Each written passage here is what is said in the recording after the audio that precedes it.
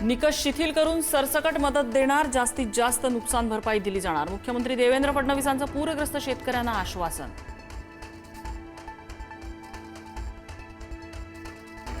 मुख्यमंत्री फडणवीसांसह अजित पवार, एकनाथ शिंदे शेतकऱ्यांच्या बांधावर पूरग्रस्त भागाची पाहणी, लवकरात लवकर नुकसान भरपाई देण्याचं आश्वासन।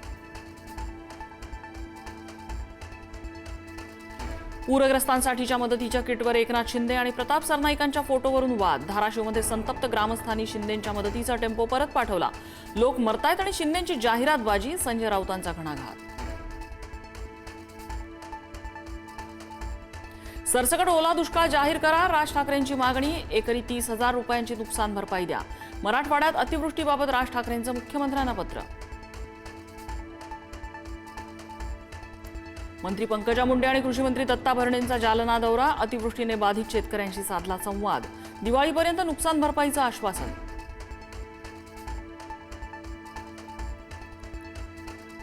सरकारच्या तिजोरीत पैसा उरला नाही, शेतकऱ्यांना कुठून मदत करणार? संजय राऊतांची टीका। उद्धव ठाकरेंनी केंद्राकडे 10,000 कोटींची मागणी केली, राऊतांची माहिती। उद्धव ठाकरे उद्या मराठवाड्याचा दौरा करणार। अतिवृष्टीने नुकसान झालेल्या भागाची करणार पाहणी। उद्धव ठाकरेंनंतर शरद पवारही करणार मराठवाड्याचा दौरा।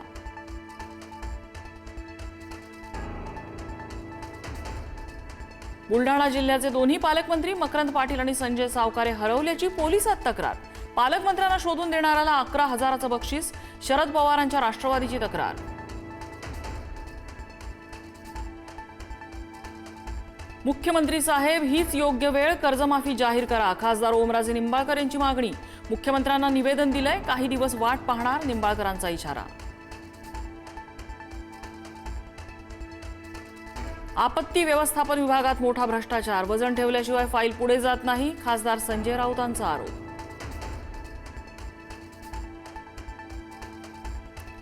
पुलावरून वाहत्या पाण्यातून वाट काढणं, तरुणाच्या अंगलट। संभाजीनगरच्या सिल्लोड तालुक्यातली घटना। पुलाच्या मधोमध गेल्यानंतर दुचाकीवरील तरुण पडला, पोहता येत असल्यानं जीव वाचला।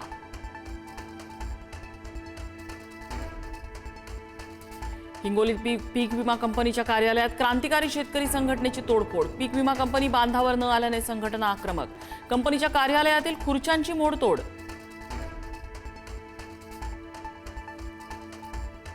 नंदुरबारमध्ये आदिवासी युवकाच्या हत्येच्या निषेधार्थ काढलेला मूक मोर्चाला हिंसक वळण।